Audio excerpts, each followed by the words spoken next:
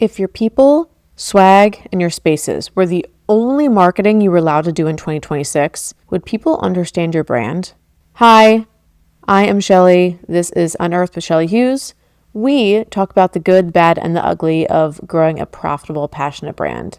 We talk about the wins, losses, and especially lessons learned with solo casts like this and with guests of what it takes to build the business of your dreams. And today, I always have topics based on conversations I have. Clients, with peers, mentors, all that kind of stuff. And swag and merchandise has come up a ton in my conversations. So I want to talk about swag a little bit. So there are people that are doing it super well. Shout out to Garmin Group, Mary Kate Garmin. They are a real estate company down in Delaware, and they are super niche in this, really figured out this neighborhood, and they have an amazing marketing strategy. And one of their marketing strategies really is handing out swag to very particular people, and they do it a really cool way. I want to walk into that a little bit. You walk into their space and you see them around the neighborhood. Their jackets, the signs, the energy, all of it aligns with who they are and what they do and their values. They instantly, who they serve and what they stand for. We did something similar when we did a merchandise strategy for Girls Auto Clinic. They have a huge following, like 20,000 people. Organically, they created this Facebook community of 20,000 people. Didn't promote it, nothing. And we created a whole merchandise strategy for them. First of all, it's a new revenue stream, but they wanted to really embrace that brand loyalty. And so what we did with our merchandise strategy was figuring out how to instill and inject and translate their values onto clothing, right? Or stickers or whatever it is. And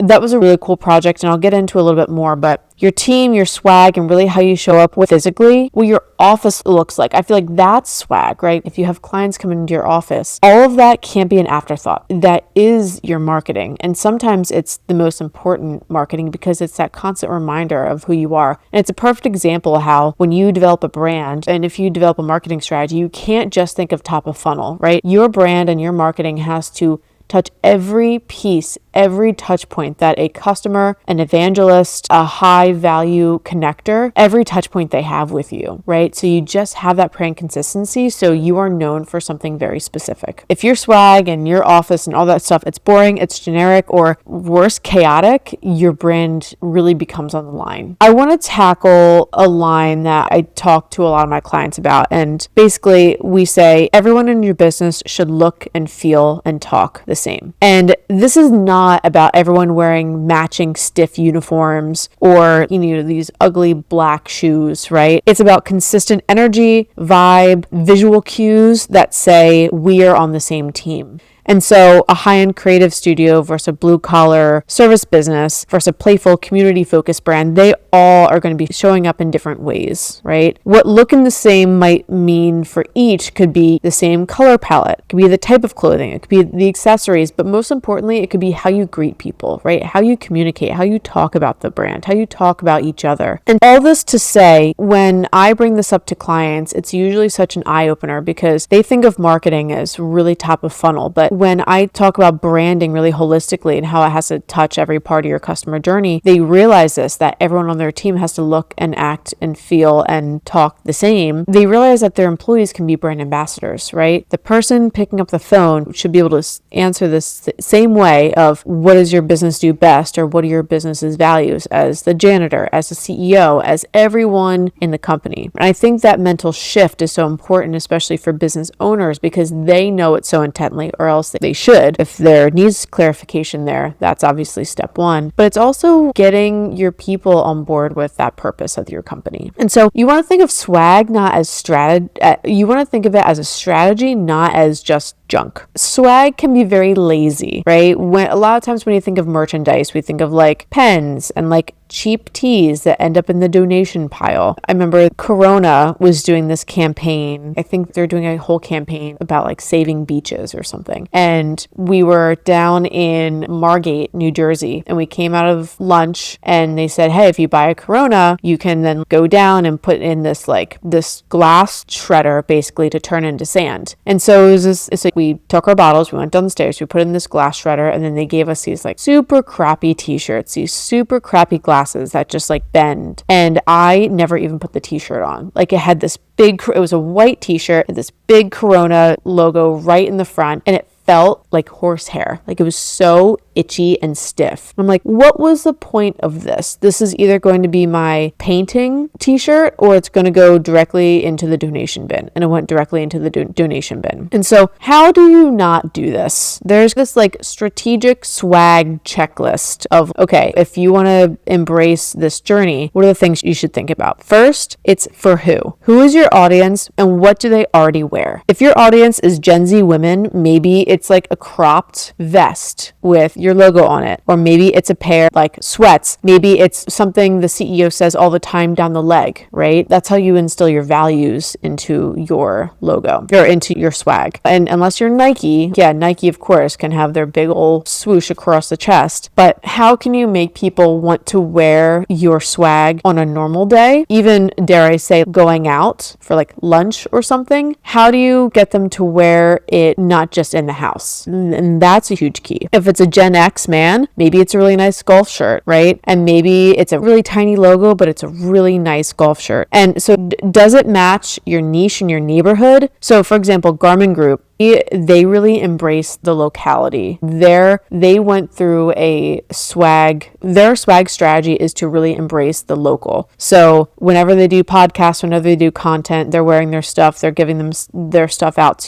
for free to everyone, local businesses. They have local business owners on their podcast. And so it's like, how do you make swag for them? It's how do you make swag that people are proud to wear locally? It's also function, right? People actually wear this. What season are you dropping in? So obviously you don't want to do a puffer vest in like the summer, right? You don't want to drop that in the summer. But it's more than that. It's, again, what are people actually going to use? What are they going to wear? So instead of doing like a bunch of pens or something that someone is just going to throw out, like a swag item we did, we were going to a women's conference or something like, I can't remember what it was. Oh, it was Habitual. We were going to the Habitual event by Jesse Sheridan. They are a great women's leadership organization, and follow them on Instagram. And they had their 3rd anniversary party, and Noli Roots sponsored it.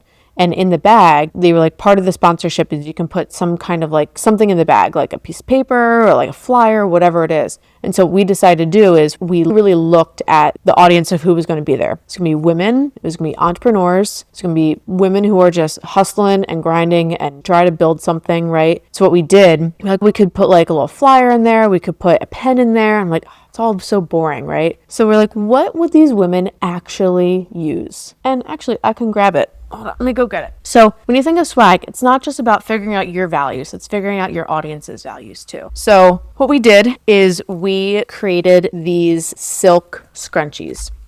And if you expand the scrunchie, it actually says, do bigger things. And do bigger things, it's something that I've always done for a lot of the swag that we do and the conversations we have and that kind of stuff. Realize that the person going to this event, they're probably a mom. Obviously, it was pretty much all women at that event, and they were all really trying to do something bigger than themselves. And so I attached this postcard to it, and our amazing graphic designer developed this. She actually had me put my handwriting, write out the alphabet, and so she made my handwriting a font.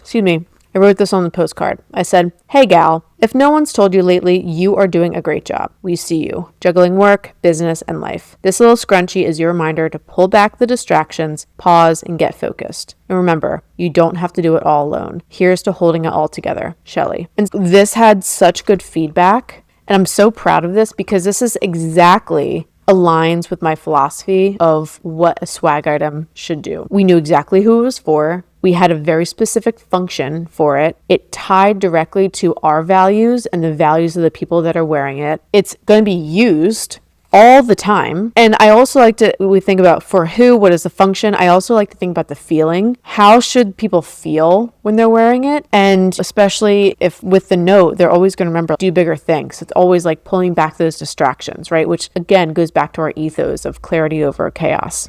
When you're thinking about this, do you want them to feel confident, playful, proud of something? Do you want them to be asked what brand they're wearing, or do you want to make it obvious or what? So for Girls Auto Clinic, we made them sweatshirts where on the hood, it's when you flip the hood up, it says pop the hood, but it's not totally obvious. I don't think it was for that one because I think we did like the monogram logo. It wasn't totally obvious what the brand was. But there was another one of Patrice Banks's sayings is treat your car like a vagina. And it's just her, like one of her sayings, right? It's just basically because her audience is women, right? And it's basically true, telling them to lubricate their engines with oil whenever you're supposed to, or else bad things happen. And so we had that in. So if people see that sticker, they're going to be taken back, but it's so aligned with the audience that they are going after. So the Girls Auto Clinic swag is really a case study that tells a story and not just slaps a logo on a t-shirt like Corona did. So you also want to think about like, how can your people be walking billboards for your values? And so it's moving beyond the clothes to really behavior. It's like how your team answers the phone or email. It's like how they show up at events, how they talk about work behind your back, right?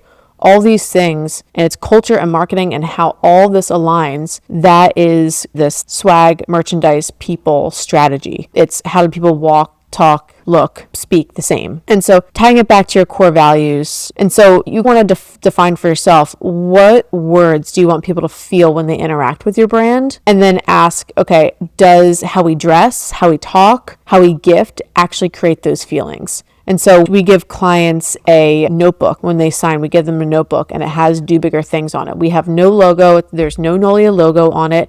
Just says do bigger things in our font. And it's this beautiful like brown leather notebook. And it's just like when someone holds this or when someone opens up that notebook, we want them to feel a certain way. So what I say is do a quick audit. Are you on brand in real life? So a simple exercise you can do this week is take a screenshot of your team's LinkedIn's most recent photos at work, lay out your current swag items, take photos of your lobby, your office, your truck, your Zoom background, all that kind of stuff, and ask, if a stranger saw these, what would they assume about our brand? And if I wear or use these items, would I wear or use these items if I weren't at work? And I think that would really help understand where you are in that scale. So there are some practical next steps from that where you can upgrade a swag item. You can do a new like winter line. You can clarify a dress guideline or redesign a client gifts that really just reflect your values. Another thing that I've also heard is having a friend desk and kind of rate the front desk just so you know. It's not, you're not firing anyone or anything like that. Just so you know, you rate them on a scale of 1 to 10 on promptness, how fast they answer, hospitality, knowledge, most importantly, a call to action. They are your first salespeople. They're not just a secretary. Like they are very much your first line of defense. So that's some things you can do. Takeaway. If you say you care about your brand, but your people and your swag are an afterthought, you don't care about your brand, you care about the fronts. And so I challenge you to pick one item that will turn your team into walking billboards, whether verbally or physically, right? And have that tie back to your values. And I want you to do that this quarter because I truly believe that swag, having your team look, talk, feel the same is one marketing strategy for next year, going to get you pretty far. So I hope you liked this episode. If you liked it, please send it to a friend, rate and review. It really helps get these episodes into the earbuds of people that need to hear it. Appreciate your time, and I'll see you next week.